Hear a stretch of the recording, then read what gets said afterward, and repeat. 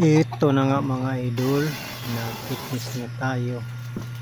Ayan, gamit ang isang kamay. Pero kailangan ialala itong may sugat na kamay mga idol. Kasi hindi magagawa ang trabaho pag isa lang talaga ang kamay. Kung makikita nyo, ginagamit ko yung kamay ko pang alalay. Kahit na sobrang sakit trabaho mga idol, kasi wala tayong makakain pa hindi ang trabaho talaga. So malaki na nga yung utang kasi natambay tayo ng 1 week. Kaya yan, trabaho ng trabaho mga idol.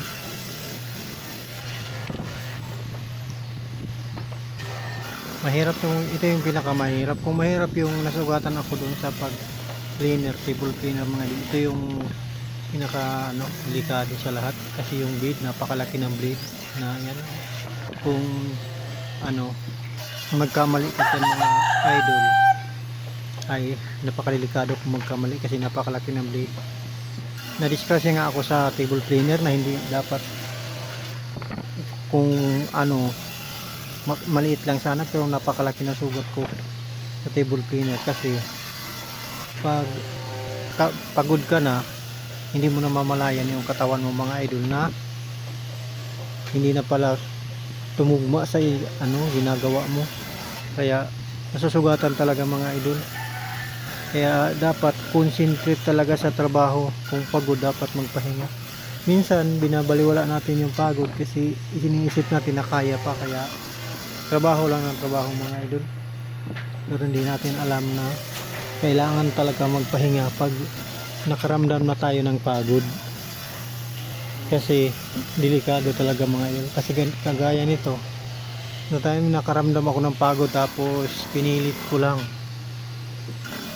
kasi hindi ko na kaya. Pero ayun, hindi na pala mga idol.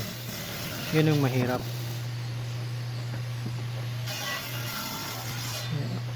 Ngayon gamit lang natin ang isa't kalahating kamay. Makaalalay man to pag gumamit ako mga yun ng martilyo, nagpako, hindi talaga, grabe yung sakit. Baka namaga siya kahapon, pinag-try ako kasi nagpako ako, dinoble ko yung isang kahoy, kaya nagpako ako. So ayun, napakasakit mga idol, mahirap magpako, sobrang sakit. Kaya sana mga idol, suportahan nyo ang video na ito, paki-like lang mga idol. Maraming salamat sa pagpanood mo mga idol. Ingat lagi, God bless.